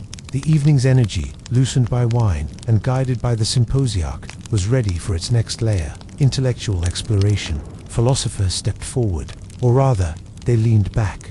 Their minds, warmed by conversation and measured wine, began to wander into questions of life, love, and virtue. And that is where the symposium deepened, where words became more than entertainment, where thought became a performance as compelling as any song or game. In Greek parties, play and philosophy existed side by side, laughter and debate intertwined. Skill, chance, and reflection were all tested under the gentle glow of lamps. This was the rhythm of the night: wine, music, games, and ideas, a pattern that encouraged both joy and reflection. Controlled indulgence, shared experience, the perfect balance between freedom and structure. And next, we step into that deeper layer: the philosophers at the party, those who debated love, virtue, and beauty not to win, but to explore. That is the story of the symposium as it moved from amusement to reflection. Some nights, the games ended, the music softened, the wine had loosened tongues just enough, and then, almost inevitably, conversation deepened. This was when the philosophers arrived, not in the sense of walking through the door, they had been there all along, but in the sense of their ideas taking center stage. Greek parties were not just about laughter or wine, they were laboratories for thought, for ideas, for testing beliefs under the gentle pressure of social interaction and measured indulgence. The model for this, at least in our memory, comes from Plato's Symposium, a written account, yes, but rooted in real practice. Guests debated love, virtue, courage, and the soul itself. They argued quietly, they interrupted politely, they listened with intent, and they did all this while reclining, cups in hand, wine balanced carefully between pleasure and moderation. Love was often the first topic, not the awkward, romantic kind we imagine today. Love as a concept, its purpose, its moral and philosophical dimensions. Who deserves love? What is beauty? Is it an object of desire or a guide to virtue? Discussions rarely stayed simple. Each guest built on the last. Arguments layered, contradicted, refined. There was no shouting, but tension existed. A good symposium thrived on tensioner, carefully managed push and pull of intellect. Wine played its role here too. It lowered inhibitions just enough to speak honestly, but not enough to cloud judgment. You could reveal your ideas. You could challenge an elder. You could joke about a revered poet, but you still remained yourself, still under the watchful eyes of your peers. The symposiarch often guided these discussions, not as a teacher, not as a judge, but as a moderator. He might signal when a topic had run its course, or subtly steer conversation towards safer, richer grounds. Philosophy at a symposium was performative, but it was also deeply human. The Greeks valued logos-reasoned speech, but they valued decorum too. A clumsy argument could embarrass the speaker, while a well-crafted point elevated him. The evening was as much about skillful speech as about the ideas themselves. Humor was never absent. A clever turn of phrase could win admiration as easily as a profound insight. Guests tested each other, not cruelly, not competitively in the modern sense, but with gentle provocation. A playful challenge here, a teasing comment there. The goal was learning through engagement. Philosophy also reinforced social hierarchies. A younger man who spoke wisely gained status. An elder who listened humbly earned respect. Everyone was aware of the delicate balance between ambition and decorum. The symposium was a microcosm of the city, structured, hierarchical, but alive with interaction. And then there were disagreements, not dramatic fights, but careful disputes. Philosophical differences were expected. They were celebrated. The Greeks believed truth emerged from dialogue. If everyone agreed too icily, the evening was wasted. The discussion might stretch across many topics: ethics, politics, the nature of courage. the role of pleasure in a well-lived life. Each idea was floated, examined, twisted, questioned. The room became an intellectual ecosystem, with arguments flourishing like plants under attentive care. Guests were tested, not physically, but mentally. Could you reason under pressure? Could you maintain composure while being challenged? Could you express your thoughts clearly after a glass or two of wine? Could you accept correction with grace? This was as much a social exercise as a philosophical one. Public reasoning built reputation. It demonstrated érité excellence of character. The symposium was training, in a subtle way, for life outside the room. The presence of philosophers reminded everyone that these parties were more than indulgence. They were education, pleasure intertwined with learning. Wine was not a distraction, it was a lubricant for conversation. Music and games had loosened tension, prepared the mind, and created shared energy. Now ideas flowed freely. Sometimes debates grew personal. Gentle challenges could expose hidden ambitions, tastes, or insecurities, but always within limits. Politeness was enforced silently. The symposiarch, the room, and the collective understanding of norms kept conversations alive but safe. The best evenings ended with reflections, not resolutions. There was rarely a winner in these debates. Wisdom was not measured in victory, but in participation. A well-placed question could be more admired than a brilliant statement. A well-timed silence could speak louder than words. The intertwining of pleasure and intellect is what makes Greek parties remarkable. They were not solely about wine, nor solely about philosophy. They were about balance, about the art of living well, demonstrated in microcosm on a single night. And yes, there was humor. Even philosophers laughed. Plato himself tells stories of playful teasing, ironic commentary, and clever wordplay. Ideas were serious, but the room remained human. It was intellectual theater performed in wine-lit intimacy. Philosophers also blurred boundaries. They showed that thinking deeply and enjoying company were not separate pursuits. Ideas could inspire laughter, insight could emerge from a joke, and even debate could be pleasurable, a game of mind as satisfying as kotobos or a song. By the time conversation reached its peak, guests were fully immersed, reclining, sipping diluted wine, listening, speaking, performing in thought. Each man present understood the stakes, reputation, camaraderie, and the fleeting beauty of shared understanding. And yet, the symposium was not purely cerebral. Desire lingered too. Wit flirted with charm. Intellectual admiration often mingled with more human instincts. This is where the presence of hitarai, educated companions, would sometimes enter the room. Their role was complex, blending conversation, music, and sometimes erotic presence. But even here, the Greeks approached desire with subtlety and expectation, integrating it into social and intellectual life without chaos. The philosophers' debates prepared the room for these later interactions. Minds were engaged, egos tested, humor practiced. The atmosphere was alive, layered, and dynamic. In this way, Greek parties were unique. Unlike modern parties focused on dancing or drinking, the symposium trained both mind and body. It offered controlled risk, intellectual stimulation, social observation, and gentle entertainment. Wine loosened, music lifted, games amused, and ideas sharpened. All of this created a subtle, flowing rhythm, one that guided guests deeper into the night, a rhythm that would later intertwine with desire, service, and ritual, forming the complex whole we now imagine as the Greek symposium.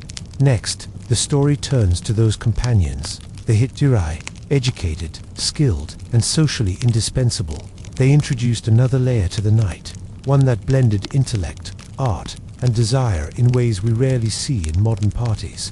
The philosophers prepared the mind. Now the evening was ready to engage the heart. As the night deepened, a new layer of the symposium revealed itself, one that is often misunderstood in modern imagination. It involved desire, but not in the chaotic, unrestrained way many people assume. Enter the hitairi. These were not ordinary women. They were not wives, not daughters, not household companions. They were educated, cultured, skilled in music, conversation, and social etiquette. Their presence was carefully structured, not spontaneous. Hitairi served multiple roles at the symposium. First, they were entertainers. They played instruments, sang, or recited poetry. Their performances were both aesthetic and intellectual. Guests could appreciate skill as easily as beauty. Second, they were conversational partners. Greek men valued debate, wit, and insight. A hetaira could engage a guest with clever dialogue, challenge his arguments, or introduce new ideas. This intellectual presence elevated the evening. It blurred lines between play, learning, and pleasure. Third, some hetairi were companions in desire. Unlike ordinary sex workers, they were not simply transactional. They were selective, socially aware, and often wielded subtle influence. Their interactions were guided by rules of etiquette, discretion, and consent. Pleasure, in this context, was carefully framed. Respectable women were still absent. The symposium's structure ensured that male citizens retained their exclusive sphere. Hetairi entered this sphere not as intruders, but as socially sanctioned participants. They were part of the night's choreography, known, expected, and accepted. Desire was acknowledged, but never chaotic. There were boundaries. A guest might exchange glances, conversation, or touch, but always within decorum. Excess, even in pleasure, was a moral concern. Drunkenness or impulsive behavior could bring shame. Erotic art and conversation were part of the atmosphere. Scenes of love and myth decorated walls, cups, and mosaics. Guests referenced these stories in poetry or debate, turning desire into a subject of reflection. In this way, eroticism became intellectualized, artistic, and socialized. Hetairi contributed to this balance. They mediated between pleasure and culture, allowing desire to be expressed without disrupting harmony. They could challenge a philosopher with wit or charm, redirect a playful debate, or encourage laughter after a tense discussion. Their influence was subtle, yet significant. The presence of desire reminded men of humanity's complexity. Pleasure could be enjoyed responsibly. Desire could coexist with thought. Beauty could inspire reflection. Wine loosened the tongue. Music lifted the mood. And hetairi added grace, intellect, and, yes, allure. Guests learned moderation in subtle ways. Excessive pursuit of pleasure was frowned upon. Being insensitive to a hetaira's guidance or social cues was socially damaging.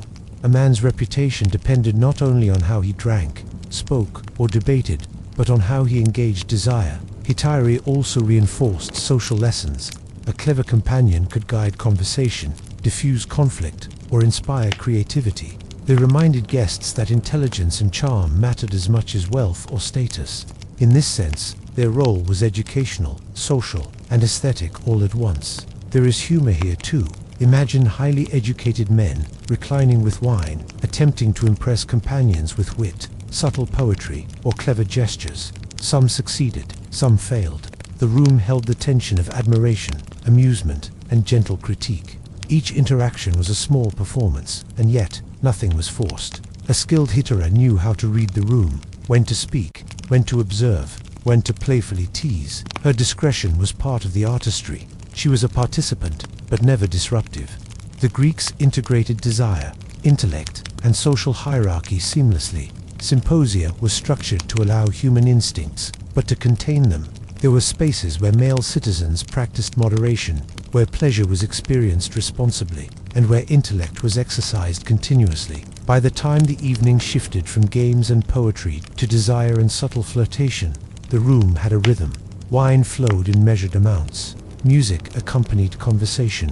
Games tested skill and patience. Philosophical debate sharpened minds. And hetairi added grace, charm, and refined engagement. Desire was present, but controlled. Pleasure coexisted with reflection.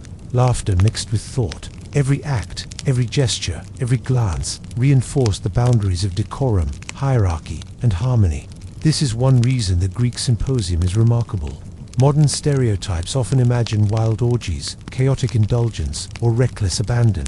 In reality, desire was managed. Even eroticism was subject to rules, attention, and social expectation. The evening continued to unfold. Guests reclined, wine was sipped, music played, games punctuated the mood, philosophers debated, hetairi engaged, and all the while, the invisible architecture of order, the symposiarch, social hierarchy, and cultural norms kept the night balanced. This delicate equilibrium reveals something profound about Greek society. Pleasure was not dismissed, desire was not ignored, but both were integrated into a larger social, intellectual, and ethical framework. To indulge recklessly was to risk reputation. To ignore desire entirely was unnatural. Balance, as always, was the ideal. Later in the night, this integration would continue quietly behind the scenes. Slaves moved through the room, serving wine and food, extinguishing minor fires, adjusting cushions. Their presence ensured comfort and structure. The Hittite guests and symposiarch all relied on them, but the labor remained invisible to the philosophical or playful conversations. Through all this, the room maintained a gentle rhythm. Reclining bodies, measured wine, music, games, debate, desire, every element worked together. Harmony was achieved, not by force, but by careful attention to social, moral, and cultural cues. And yet, even in harmony, human unpredictability lingered. Some guests drank too much, some spoke too boldly, some failed at a game or a poem, some misread social signals from a Hittite. These moments were brief lessons in moderation, grace, and reflection. By the end of this phase, the symposium had become a multi-layered experience. Wine had softened minds, music and poetry had lifted spirits, games had challenged skill and patience, philosophy had sharpened intellect, desire had enriched the social and emotional texture of the night. In the next chapter, we will step quietly behind the scenes, exploring the role of slaves who sustained these complex gatherings. They were always present, rarely noticed, and essential to the smooth unfolding of Greek symposia. The night was far from over, and yet it was already a finely tuned experience of human behavior, pleasure, intellect, art, desire, and discipline, moving together under oil lamp light. As the evening flowed on, there was another group of people whose presence shaped the symposium, though rarely noticed by guests: the slaves. Slaves were everywhere, but always unobtrusive. They carried wine, refilled cups, cleared empty dishes, adjusted cushions, and tended the lamps. Their work was silent, efficient, and constant. Without them, the carefully orchestrated balance of the night would collapse. These men and women moved through the room like shadows. You might notice a hand reaching for a crater, a foot stepping lightly to avoid interrupting conversation, a quick adjustment of a fallen pillow. Every motion was precise, every gesture minimized distraction. Their role was not just practical, it was social. A poorly timed entrance or a loud spill could disrupt debate, ruin a game, or interrupt poetry. The Greeks understood that invisible labor was essential to visible pleasure. In this way, slaves were silent partners in the evening's success. Slaves also maintained decorum. If a guest became too loud, too aggressive, or too unsteady, a slave might intervene, subtly offering a refill at the right moment, redirecting attention, or removing a wine cup. Their authority was quiet but effective. Misbehavior was corrected without confrontation. Consider a scene. A man has had a few too many sips. His hand wobbles with the cup. A slave steps in, offering a plate of olives or adjusting his recline, keeping him from tipping over or drawing unwanted attention. Guests barely notice the action, but the night continues smoothly. Slaves were also witnesses. They observed carefully. In some cases, their reports might matter. An insult overheard, a cup spilled, a gesture of arrogance. These details traveled. Power in Greek society relied on information, and the observant slave was a discreet recorder, yet their visibility was limited. Slaves did not engage in conversation with the guests unless instructed. They did not participate in games or debates. Their role was to enable, not to impress. In this way, they reinforced the social hierarchy without overtly reminding anyone of it. Even the presence of Hittite depended on slaves. Wine was mixed and served efficiently. Food was presented at the correct time, and private spaces were managed for discretion. Everything flowed because these behind-the-scenes laborers understood the rhythm of the night. This was subtle mastery. Slaves controlled the logistics of indulgence. Without them, philosophical debate might stall. Poetry could falter. Games might be disrupted. Desire could become chaos. Every element relied on invisible hands. Slaves also ensured safety. Oil lamps could spill. Cushions could slip. Small accidents, if unchecked, could create embarrassment or worse. A quiet intervention prevented mishap without drawing attention. Their attentiveness allowed guests to relax completely. There is a quiet irony here.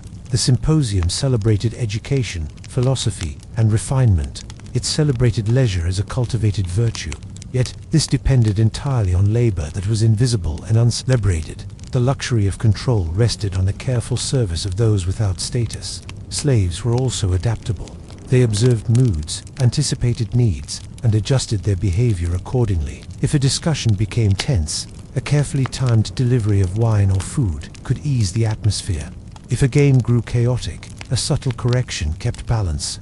Some slaves were specialized. Musicians or servers trained in etiquette elevated the evening. Their skill was acknowledged quietly, sometimes in passing remarks, but always understood by the sympasage and host. Excellence in service was part of the culture, even if it went unspoken publicly. The work of slaves also reinforced lessons for the guests. Observing their efficiency reminded men of order, discipline, and hierarchy. It demonstrated that control in one's environment depended on cooperation, coordination, and respect for roles. The symposium was an ecosystem, and slaves were essential nodes. Food preparation, though often simple, was also crucial.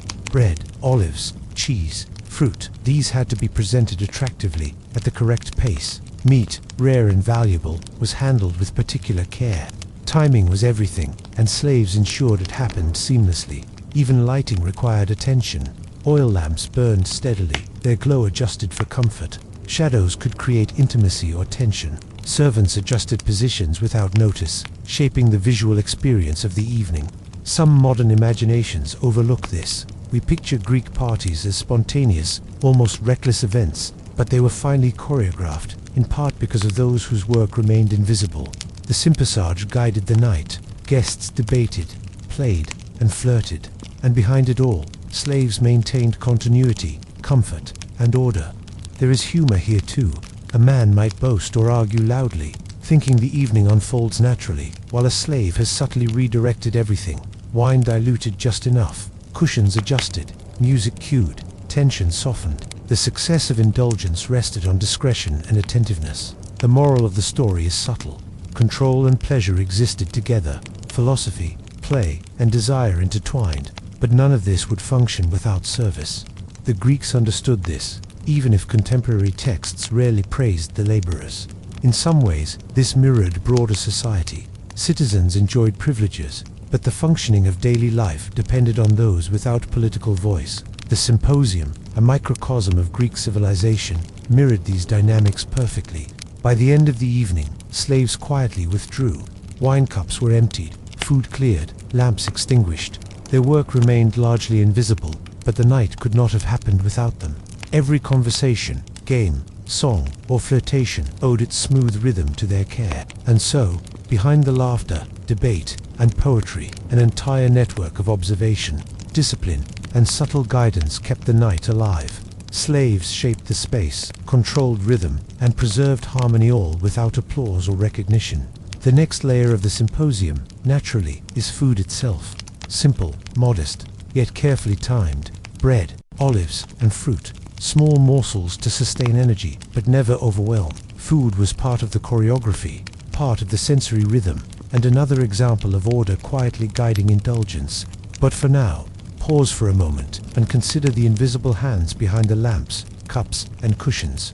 The sympasage may lead, the guests may recline, the hetairai may engage, yet the slaves, silent and attentive, ensure that all of it works.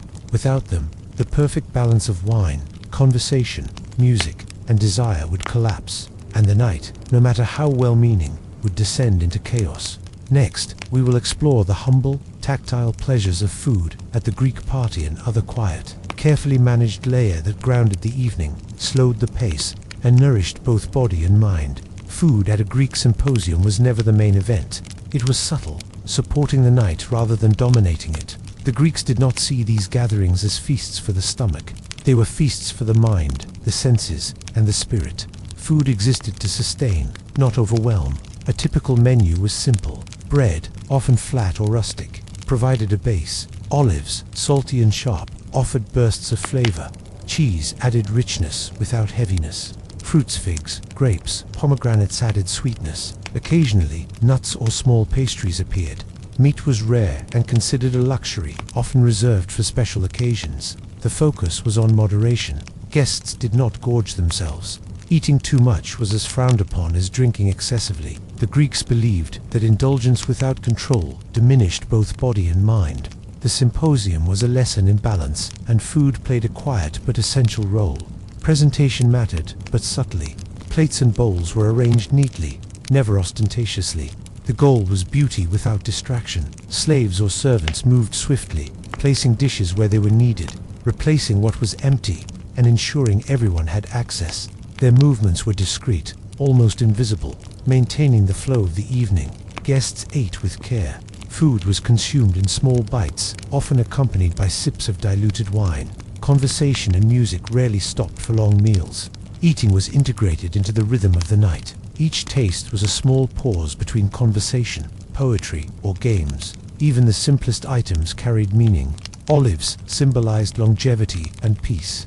Grapes reminded guests of Dionysus, the god of wine and celebration. Bread represented sustenance and stability. Eating was an act of reflection as well as nourishment.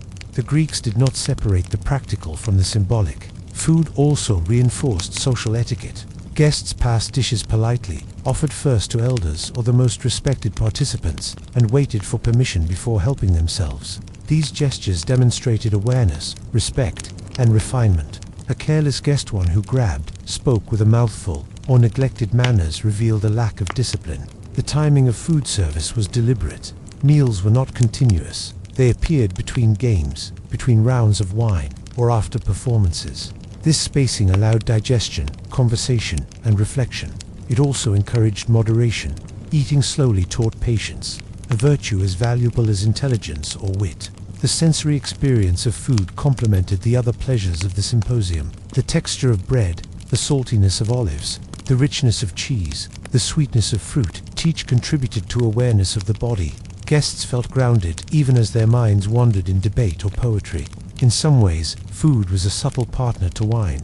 Wine loosened conversation. Food steadied the body. Together, they created a harmony that allowed thought, reflection, and pleasure to coexist. A man who drank too much without eating became unstable. One who ate too much without wine felt slow and dull. Balance was everything. Occasionally, small surprises appeared. Exotic fruits from distant lands, delicately prepared pastries, or rare meats could punctuate the evening. These were not indulgent excesses. They were moments of delight, conversation starters, and reminders of the host's wealth or taste. Even here, discretion mattered. Flashy abundance without thought would offend more than impress. Food also played a role in games and performances. A well-timed snack could serve as a prop in a game. A fruit offered to a poet might become part of a playful challenge. Eating was interactive, woven into the evening's social fabric rather than occurring separately. The presence of food reinforced hierarchy, subtly yet powerfully. Elders, philosophers, or favored guests might be served first. Special items were often offered to those whose reputation or skill warranted acknowledgement. Food, like wine and conversation, became a medium of social recognition. And, of course, slaves played an essential role in maintaining this balance. They ensured portions were fair, dishes replaced, and the room's rhythm preserved. Food was never chaotic. It was a managed pleasure, quietly orchestrated to support the evening's complex layers of intellect, entertainment, and desire. There is also gentle humor in how small the portions could be. Modern imaginations might picture enormous banquets. In reality, a symposium guest might nibble slowly, sip wine, play a game, recite a verse, and only return to the plate when it felt natural. Observers might have chuckled quietly at those who tried to rush. Patience was rewarded. Overeager indulgence, lightly mocked. Eating slowly also allowed conversation to flourish uninterrupted. A thoughtful bite followed by a clever comment demonstrated composure. A messy mouth could ruin a point or an observation.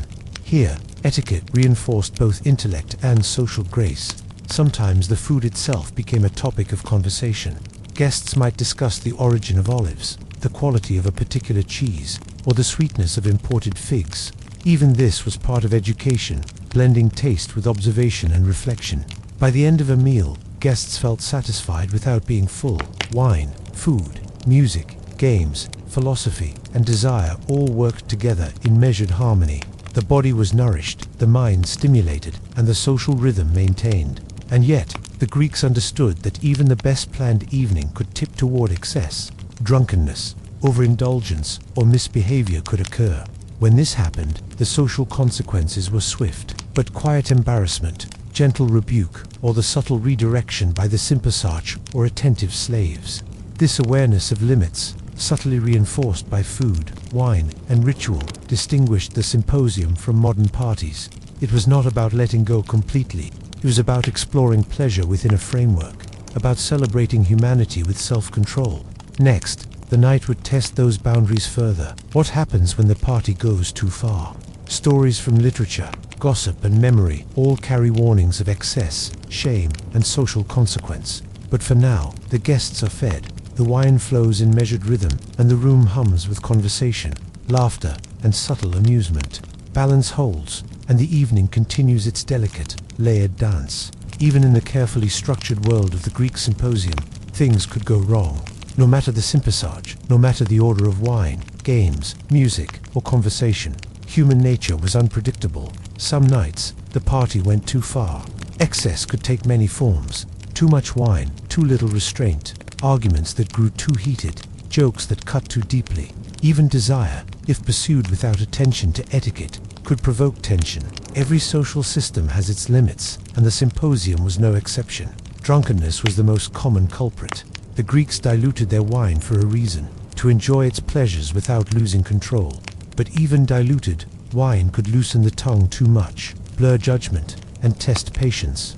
A man might boast too loudly, interrupt a philosopher, or misjudge a game of kotobos. The consequences were social first, and sometimes legal second. Reputation mattered. A single night of indiscretion could echo through a citizen's life. Stories of failed decorum, drunken misbehavior, or public embarrassment were remembered and repeated, often in gentle gossip at first, but occasionally in serious reprimand. Violence, though rare, could occur. Two men might argue over a philosophical point, a disputed throw in kotobos, or a misread social signal. The symposage, attentive to tension, tried to prevent escalation, but humans sometimes tested boundaries too far. Fights could end friendships, damage status, or even lead to legal consequences in the city-state. Shame was a powerful deterrent. Ancient Greeks valued time, reputation, and honor almost as much as life itself. A man who overstepped social limits risked public mockery or private resentment. Even small indiscretions could have ripple effects. A forgotten gesture of courtesy, a poorly timed jest, or too much attention to a hetaira could become cautionary tales. Literature and poetry preserved examples of these excesses. Comedies often depicted drunken citizens causing mild chaos, highlighting human folly while teaching lessons in moderation. Philosophical texts warned against losing self-control, reminding listeners that indulgence without discipline weakened virtue. Yet even these failures were part of the symposium's design. The Greeks understood that tension tested social intelligence. Guests learned to navigate disagreements, recover gracefully, and read the room. Mistakes, if handled well, became lessons rather than disasters. There is humor in imagining these moments. A man throws his wine at a kotobo's target, misses completely, and spills a little on his neighbor's tunic. Laughter ensues. A story is told and retold. He blushes, but recovers by reciting a clever verse. The room moves on. The symposage smiles quietly, balance restored. Even desire could lead to excess. A guest might misinterpret signals from a hetaira, speak too boldly, or act with impatience. Social grace was essential. A moment of poor judgment could have repercussions beyond embarrassment. But again, the system allowed recovery.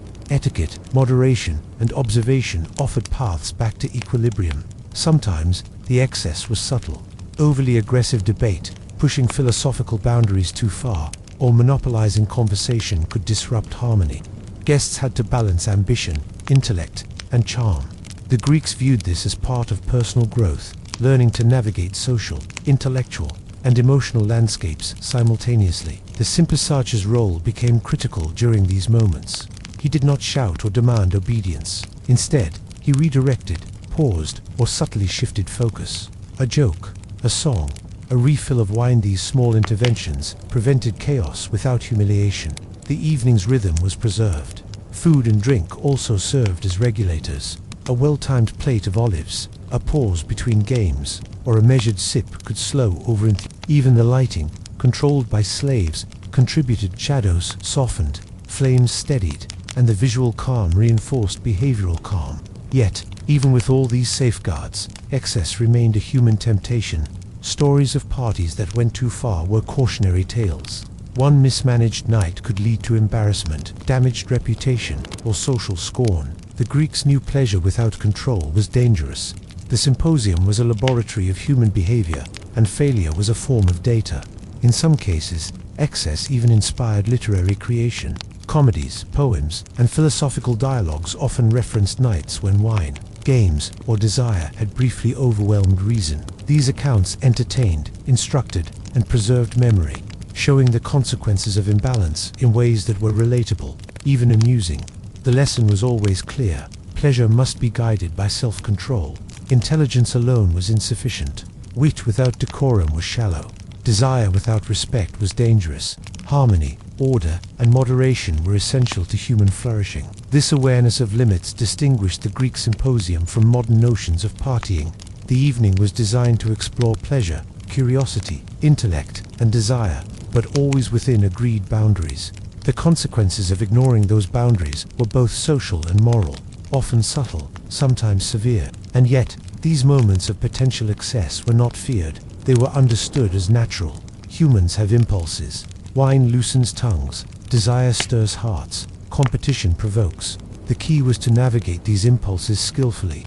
That was part of the education, the entertainment, and the ritual of the symposium. By the end of these delicate lessons, the guests knew how close to the edge they could tread. They learned resilience, humility, patience, and grace. And the sympasage, always present, ensured that the room remained a safe space for exploration without tipping into chaos. From here, the evening would shift outward. Private indulgence, carefully balanced and tested, now gave way to public expression. Guests might leave the andron and take their revelry into the streets in a komos, a controlled procession of song, laughter, and display. But the lessons of excess, its dangers, its humor, its social consequences remained at the heart of the night. They reminded every participant that pleasure, when guided by reason, could be fulfilling, but unchecked, it could be destructive. The Greek symposium thrived on this tension: indulgence and restraint, play and reflection, desire and decorum. Understanding when the party went too far was as essential as knowing how to enjoy it. Next, we will follow the revelers from the andron to the street, exploring the komos, the late-night procession that carried laughter, song, and social signaling into the public sphere. The night continues, moving from private lessons in balance to shared celebration in the streets. And yet, the rhythm of moderation, observation, and harmony remains the invisible backbone of it all. After hours of wine, music, games, philosophy, and carefully measured desire, some guests left the comfort of the andron, but the night was not over. The private harmony of the symposium now spilled into the open air, into the streets of the city, in a ritual known as the komos. The komos was a procession of revelers, moving through streets and alleys, singing, laughing, and celebrating. Unlike the disciplined interior of the symposium, the komos allowed more freedom of movement, louder voices, and public display. But it, too, had structure just less formal, more spontaneous. Guests walked in groups, sometimes accompanied by music. Flutes or drums might add rhythm to their chants. Songs varied from playful to heroic, sometimes praising gods, sometimes teasing neighbors. The komos blurred lines between performance, celebration, and social signaling. Everyone could see who belonged, who led, and who participated with skill or courage.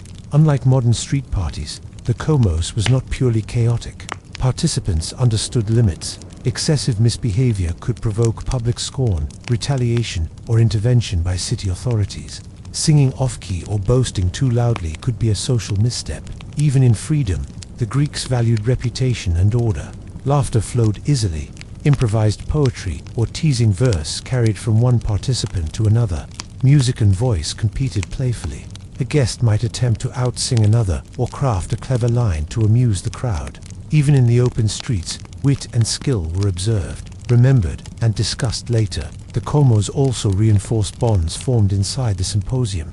Guests who had debated, played, and shared wine now displayed camaraderie publicly.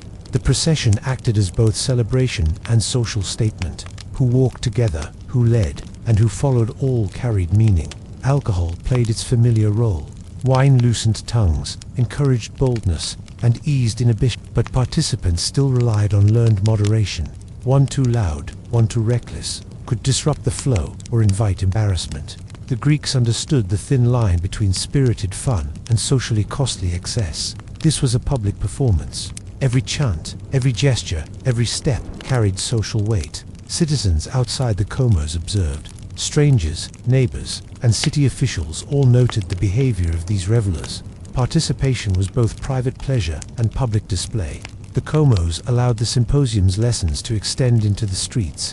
Guests applied the same skills, reading the room, judging humor, timing speech, balancing desire and restraint. Only now, the room was the city itself. Sometimes the comos became a game.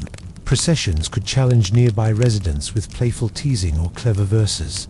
Guests might test coordination, memory, or courage through impromptu tasks along the route. The city became a living stage. Participants learned to enjoy without shaming themselves or others. Risk was part of the thrill. Streets could be uneven, neighbors irritable, or night watchers strict. The comos required awareness, timing, and self-control, echoing the disciplined indulgence of the symposium itself. Chaos was tempting, but restraint guided participants' actions. The comos also showcased social status. Citizens who had performed well in sight-winning games, reciting poetry, or debating skillfully now displayed their charisma publicly. Those who failed internally could attempt to redeem themselves in song or playful interaction. Every movement, every chant, every laugh contributed to social perception. Music and poetry remained central. Flutes, drums, and improvised chants accompanied marching feet. Verses praised heroes, gods, or fellow participants. Clever lines teased friends, rivals, or even spectators. The streets echoed with sound, creating a rhythm that guided movement and camaraderie. Women were rarely part of the public comos, unless they were hetairai or accompanying approved participants. This maintained the social boundaries of the time. Observers saw the procession as a continuation of male-centered social ritual, not a free-for-all. Even in public display, hierarchy persisted. Yet, despite boundaries, the comos was joyful. It transformed private experience into shared celebration. The evening's lessons moderation, wit, skill, and observation now had public expression. Participants demonstrated their training in indulgence, social intelligence, and composure. There is quiet humor in imagining this. Well-dressed men, slightly tipsy, chanting loudly, weaving through streets, competing with each other for clever lines or precise rhythm, while avoiding collisions or social missteps. The combination of spontaneity and self-restraint created a dynamic, human, and sometimes absurd spectacle. The comos also reinforced communal tolerance. Citizens recognized that revelry was part of social life, but it had limits. Too much noise, disrespect, or aggression could trigger complaints or intervention. The city, like the symposium, demanded balance, freedom within boundaries. By the end of the night, the procession would disperse. Some guests returned home, others to nearby symposia, and a few lingered in small clusters of conversation. The city returned to quiet, while memories of songs, laughter, and playful competition lingered. In this way, the symposium extended beyond walls. It began with wine, conversation, music, games, and intellectual debate, and concluded with a public expression of camaraderie, skill, and controlled indulgence. The comos connected private virtue with public presence, showing that social harmony was both interior and exterior. The night was a carefully orchestrated journey, from arrival and reclining, through music, poetry, games, philosophy, desire, and food, to the playful freedom of the streets. Every element reinforced lessons in moderation, skill, and social intelligence. Next, we will explore how these traditions evolved over time.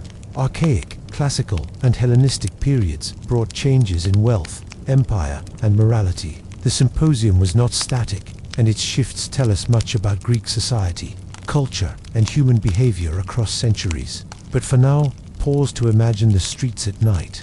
Lamps flickering, voices rising, wine-scented air, rhythmic steps, laughter carrying through quiet alleys, private reflection, public display, pleasure, and discipline, everything moving together in harmony. The symposium was not a single, unchanging tradition. It evolved across centuries, reflecting changes in wealth, politics, and cultural priorities. To understand these shifts, we need to trace the journey from the Archaic period through the Classical and into the Hellenistic age. In the Archaic period, roughly 800 to 500 BCE, symposia was simpler. Wealthy citizens hosted gatherings to celebrate political alliances, familial bonds, and community identity. Wine flowed, conversation happened, and music and poetry accompanied the night. Games existed, but they were modest. The focus was on social cohesion and demonstrating manners, skill, and restraint. Rooms were simpler too. The andron existed, but decorations were sparse, mosaics rare. Cushions and couches were functional, designed to support reclining rather than display wealth. Wine was diluted carefully, as always, but the variety of dishes remained limited. Meat was reserved for rare occasions, emphasizing moderation even among the elite. During this time, philosophical discussions were just emerging. Poets and early thinkers occasionally engaged guests with moral or heroic tales, but systematic debate as a central feature of the symposium was not yet common. The night was more about social bonding, status, and controlled pleasure than intellectual theater. Moving into the classical period, 5th to 4th centuries BCE, the symposium became more refined. Philosophy rose in prominence. Music, games, and poetry became structured and complex. Hosts invested in decoration and luxury, demonstrating taste, sophistication, and wealth. Symposiums were often opportunities for ambitious citizens to display virtue, intelligence, and charm. The symposiarch's role grew more formalized during the classical period. Maintaining order, directing conversation, and managing games became essential. Guests understood expectations and were judged on their behavior, wit, and moderation. The evening became a microcosm of Greek values, balance, self-control, and the pursuit of excellence. Hetairai also became more central in this period.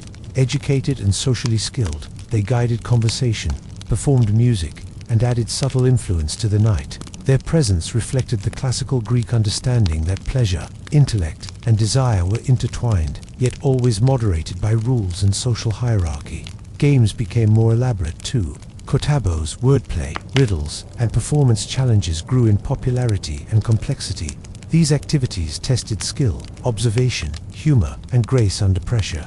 They reflected the Greek love of competition and the importance of showing mastery without arrogance. As we move into the Hellenistic period, roughly 323 to 31 BCE, Greek culture expanded with empire.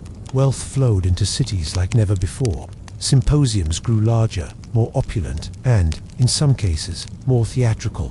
Decorations, exotic foods, and elaborate music increased. Some gatherings emphasized spectacle over philosophical depth. At the same time, the democratization of wealth and culture led to shifts in etiquette. Some guests were more indulgent, pushing boundaries of decorum. Wine might flow more freely, music more extravagantly, and games more elaborate. Yet, even in this era of luxury, social norms remained. Excess had consequences, and reputation continued to matter. The Hellenistic period also saw more public and semi-public elements. Some symposia were connected to larger celebrations, linking private pleasure with civic display. The komos sometimes took on greater prominence, moving revelry into the streets with increased visibility. Celebration became both a personal and communal performance. Throughout these changes, the core principles of the symposium remained: moderation, harmony, intellect, and pleasure in controlled balance. Wine, games, music, conversation, and desire continued to intertwine, even as scale, luxury, and spectacle grew. Guests still learned lessons about self-control, social skill, and human behavior. The evolution of Greek parties also reflected the broader shifts in morality, politics, and philosophy. In archaic Greece, the focus was primarily on community and status. In classical Athens, intellectual engagement became central. In Hellenistic times, display, wealth, and empire expanded the scale of indulgence. Each period added layers without abandoning the essential balance that made the symposium a cultural cornerstone. Even the role of women and companions shifted subtly over time. Hetairai continued to hold their place, sometimes more visibly in Hellenistic symposia. Their skill in conversation, music, and guidance remained crucial, emphasizing that intellect and charm could coexist with pleasure. Respectable women remained absent, highlighting the persistent boundaries of gender and social expectation. Food and wine reflected these changes too. Exotic imports became more common in Hellenistic gatherings. Fine wines, rare fruits, and delicacies enhanced the sensory experience. Yet the principle of moderation remained. Even the wealthiest hosts knew that overindulgence could undermine reputation and social order. Games and music also evolved. Kotobos might involve more elaborate targets. Riddles and verbal contests became more competitive, sometimes reflecting the intellectual sophistication of participants. Music could involve larger ensembles or more complex performances. All enhancements reflected changing tastes and increasing resources. Philosophy remained a central feature for those who valued it. Hellenistic symposia sometimes emphasized intellectual performance less than classical ones, but the connection between reflection, debate, and leisure persisted. Wine, conversation, and music continued to prepare the mind for contemplation and discourse. Even the komos, once a modest procession, could take on grandeur in Hellenistic cities. Streets might be filled with larger groups, music more complex, and songs performed with greater flourish. Still, social norms constrained chaos, reinforcing the connection between public display and private discipline. The Romans later adopted Greek customs, further extending the symposium's influence. However, this is a story for another time. The Greeks themselves created a tradition that was uniquely their own, a balance of pleasure, intellect, social order, and controlled indulgence that evolved across centuries, yet retained a recognizable essence. Through these shifts, the symposium remained a reflection of Greek civilization. It combined hierarchy and equality, education and entertainment, restraint and delight. It taught lessons about moderation, observation, social skill, and human behavior, and it allowed participants to explore pleasure, desire, and intellect together in measured, structured harmony. By the end of the Hellenistic period, the symposium was both tradition and performance. It carried history, culture, and human insight across generations. And though the rituals would eventually change, the principles of balance, learning, and shared experience would endure in memory and in literature. Next, we will step back and examine myths versus reality, the exaggerations, stereotypes, and modern misconceptions about Greek parties. Even after understanding the structure and evolution, many imagine wild chaos rather than disciplined pleasure. It is time to set the record straight. For now, imagine the Greek city at night, the andron glowing with lamplight, wine flowing in measured rhythm, music, poetry, games, desire, and food all balanced perfectly. The lessons of centuries' moderation, harmony, social skill are quietly woven into every action, every sip, every word. And in that glow, the essence of the symposium persists. Pleasure and reflection, dancing hand in hand. When most people imagine ancient Greek parties, they picture wild orgies, endless drunkenness, and chaotic indulgence. The truth, as always, is more subtle and often far more interesting. Understanding the reality requires peeling back layers of myth and exaggeration. The image of non-stop chaos is partly fueled by literature. Comedies, satirical poetry, and even some philosophical dialogues depict disorder. Characters stumble, spill wine, or behave foolishly. Yet these were often exaggerations for entertainment, moral lessons, or humor, not accurate snapshots of every symposium. In reality, order was paramount. Even when guests drank, played games, or flirted, social rules guided their behavior. The symposiarch enforced moderation. Wine was diluted. Games had structure. Conversations were guided. Every aspect of the night was observed, balanced, and refined. Chaos was rare and usually brief. Consider drunkenness. While some guests might overindulge, it was socially risky. Reputation was at stake. Overstepping boundaries invited mockery or criticism. Greek culture emphasized self-control and virtue, not reckless abandon. Drinking was pleasure, yes, but always under careful supervision. Desire, too, was often misunderstood. Modern imagination suggests that Greek men spent symposia pursuing unrestrained sexual pleasure. In truth, desire was structured. Hetairai were present, but interactions followed etiquette.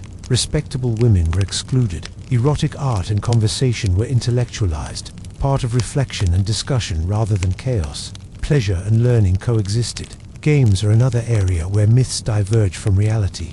Kotobos, riddles, and playful challenges might seem frivolous or wild, yet they were carefully controlled, designed to test skill, wit, and observation. Embarrassment was mild and part of the social learning experience, not punishment for excess. Even the street festivities of the komos were not anarchic. Public processions allowed more freedom than the private andron, but limits remained. Participants could sing, tease, and perform, but misbehavior could provoke scorn or civic correction. Freedom existed within boundaries, not outside them. Food and wine provide additional perspective. Meals were simple, measured, and secondary to the night's social and intellectual rituals. Overeating or overdrinking threatened balance, and Greek etiquette emphasized restraint. Moderation was as central to the experience as poetry, philosophy, or music.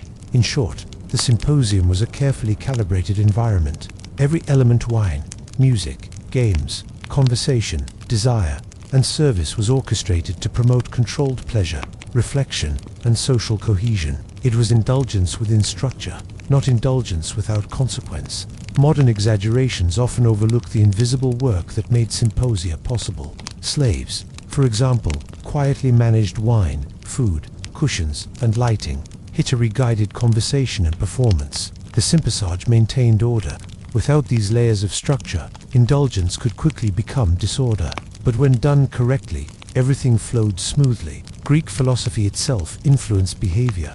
Thinkers like Plato and Aristotle valued moderation, self-awareness, and social responsibility. These ideals were reinforced during the symposium, subtly shaping behavior. Even play, flirtation, and wine were lessons in human virtue. The balance of pleasure and discipline also reflects Greek cultural priorities. The symposium was not simply recreation. It was a tool for education, socialization, and refinement. Guests practiced observation, wit, patience, and judgment. They learned to navigate hierarchy, debate, and desire with grace. There is also humor in the myths versus reality contrast. Imagine a modern cartoon of Greek men spilling wine everywhere, arguing loudly, and dancing wildly. In truth, the real picture was quieter, more measured, and far more complex. The laughter existed, but it was accompanied by etiquette, intelligence, and subtle social signaling. Art and archaeology confirm this controlled reality.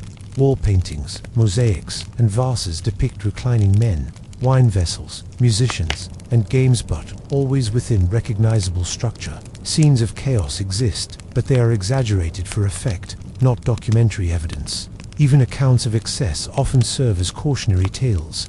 Literature recounts moments when a guest drank too much, overstepped socially, or misread signals from a hit aura. These stories taught lessons in moderation and reinforced social norms. They remind us that Greek culture celebrated pleasure, but never unrestrained indulgence. Thus, the reality of the Greek symposium is far richer than modern stereotypes.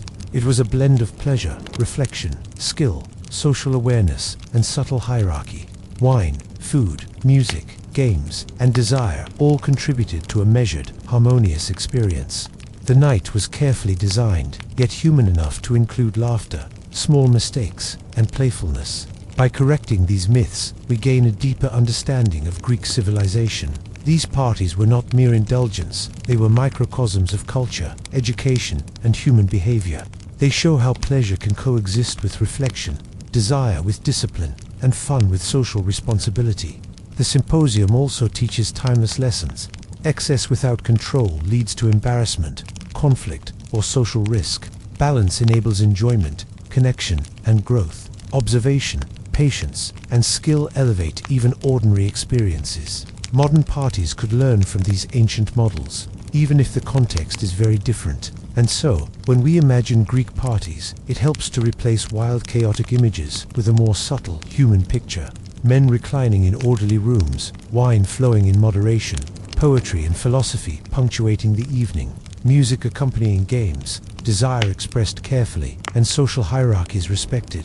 Pleasure existed, but it was thoughtful, measured, and communal. Next, we will step back and ask a larger question. What do these parties reveal about Greek civilization as a whole? Beyond wine, games, and desire, symposia were mirrors of values, education, social structure, and human nature. They offer insight not only into the past, but into timeless truths about balance, moderation, and shared humanity. For now, imagine the room once more. The glow of oil lamps, laughter tempered with wit, music threading through conversation, wine in measured cups, and guests navigating desire, games, and debate with intelligence and charm. The myths fade, leaving the quiet, complex, and human reality of the Greek symposium orderly, pleasurable, and deeply instructive. As the night slowly winds down, The energy in the andron softens. Wine vessels sit empty, or nearly so. Cushions bear the faint impression of where guests have reclined. Long conversations have rippled through the room, and music has carried notes into the quiet. The symposium is ending, but the impression it leaves is lingering, a blend of laughter, reflection, and gentle human connection. Guests begin to rise, stretching limbs stiff from hours of reclining. Footsteps are softer now. Laughter, once loud and playful, has become murmur. Conversations shift from spirited debate to quiet reflection. Stories and jokes fade into the gentle hum of a satisfied, tired room. The Simpesarch makes a subtle sweep of the space, ensuring balance remains even as departure begins. Order holds to the very end. Slaves move with the practiced quiet that has defined their presence all night. They extinguish lamps, one by one, careful not to jostle vessels or disturb those still lingering. A faint scent of melted wax mingles with the lingering aroma of wine and olives, bread and cheese. These subtle details, often unnoticed, carry the sensory memory of the night. They tell a story without words, whispering lessons of balance, service, and care. The guests themselves take the final moments of the evening seriously. Some offer polite farewells to companions and hosts. Gentle bows, brief nods, and quiet words reflect gratitude, respect, and awareness of social hierarchy. The evening has tested wit, composure, and skill, and participants acknowledge one another with subtle gestures rather than loud acclaim. It is a final act of harmony, as much a ritual as the games, wine, and conversation that came before. Even the most spirited participant, who laughed loudest or played most cleverly, leaves with a measured step. The lessons of moderation and reflection have remained present, guiding exit behavior as carefully as they guided behavior hours before. A small joke, a shared smile, a wink toward the Simpesarch. These punctuate departure without disrupting the stillness now settling over the room. Outside the andron, the city sleeps under a sky heavy with stars. The distant sounds of the Comos, if it continued, have faded into memory. Streets are quiet now. Sandals scuff softly against stone, carrying men and a few remaining companions back to their homes. The air carries a chill, reminding those leaving that the world continues, even as the night's rituals have ended. The andron itself becomes still. Cushions flatten, mosaics glow faintly under residual lamplight, and the room exhales. Every vessel, game, and musical instrument has served its purpose. Even silence carries meaning. The quiet is earned, not imposed, the result of discipline, reflection, and careful orchestration. The room is empty yet full of memory, like a well-loved book left open on a table. Wine cups, now drained, seem to hold the faint echo of conversation. A dropped olive here, a slightly tilted lamp, their small traces remain. These details, minor to modern eyes, mark the layers of human presence. Laughter, skill, flirtation, reflection. Everything has been performed within boundaries, yet freely, fully, and joyfully. The night leaves its signature on the senses, the mind, and the soul of anyone who participated. Hityrine servants retreat to the background, their work complete. Silent, practiced, and attentive throughout, they have preserved the night's rhythm. Their presence is a reminder that enjoyment depends on care, observation, and service, an invisible layer supporting the visible delight. Without them, order might have dissolved into chaos. Their subtle labor ensures that pleasure remains pleasurable, that learning and laughter are uninterrupted. The Simpesarch, finally, sits quietly for a moment alone, surveying the empty room. His work directing conversation, guiding games, maintaining order, observing behavior has concluded. He reflects on the night, noting successes, small missteps, and moments of beauty. Like a conductor at the end of a performance, he allows the silence to fall and the memory of the evening to linger. Even the architecture plays its final role. The walls and ceiling hold on to warmth from bodies and lamps. Mosaics, frescoes, and floor patterns remain, visually echoing the order, rhythm, and artistry that defined the night. The andron has witnessed laughter, desire, learning, competition, and reflection. Its structure, decoration, and acoustics have shaped behavior, subtly enforcing the values of the symposium long after guests have departed. Outside, the first hints of dawn creep along the horizon. The city begins to stir gently, unaware of the intricate human rituals that unfolded in one of its rooms hours before. The world moves forward, but the night of the symposium lingers in memory, echoing lessons of moderation, wit, social grace, and the art of measured indulgence. Even now, The faint glow of the last extinguished lamp seems to hum with stories. Each vessel, each cushion, each musical instrument holds fragments of human experience. Clever words spoken, games played, desire expressed, thought shared, laughter given. Though the participants are gone, the night itself remains, preserved in memory and in the quiet, lasting pattern of human interaction. As you imagine this final scene, consider the subtle humor and humanity that threaded the entire evening. The guests may have stumbled slightly, misjudged a jest, missed a Kotobor's throw, or spoken boldly to a philosopher or hetira. Yet all of this was framed, guided, and corrected by social intelligence, etiquette, and observation. Even mistakes were part of the night's learning and pleasure. The epilogue is not just an ending, it is a reflection. Greek symposia reveal a civilization that prized balance, observation, and moderation. They remind us that pleasure, intellect, and human connection can coexist when guided by thoughtful structure. Wine, food, music, games, conversation, and desire are all part of a carefully orchestrated dance, one that celebrates humanity in its fullest, most deliberate form. And so, the night ends, lamps burn low, cushions cool, wine vessels are empty, guests are gone, streets are silent, and the city breathes quietly under the stars. What remains is the memory of harmony, laughter tempered with etiquette, desire framed by respect, games infused with wit, and conversation rich with reflection. The symposium has concluded, yet its lessons endure. Human nature, playful, curious, desirous, and intelligent, has been gently illuminated. Pleasure and self-restraint, laughter and reflection, music and conversation all blend into a lasting pattern. A reminder that even the simplest joys are most profound when guided with care. As the lamps finally fade, the night whispers a final message. Joy is best enjoyed when it teaches, when it connects, and when it respects the subtle boundaries that make life meaningful. The Greek symposium, in all its quiet brilliance, has done exactly that. The room is empty, the night is still, and the city sleeps. But the memory of balance, learning, laughter, and pleasure remains cawing softly, like the last note of a lyre fading into silence, gently carrying all who were present into the next day, wiser, calmer, and quietly fulfilled. And that's where we'll leave tonight's gathering, wine cups set down, music fading, and the torches slowly burning low. If you enjoyed stepping inside the world of ancient Greek parties and discovering what they were really like, don't forget to like this video. It helps the channel more than you might think. I'd also love to hear from you, so leave a comment below. Would you have survived an ancient Greek symposium, or made a graceful early exit?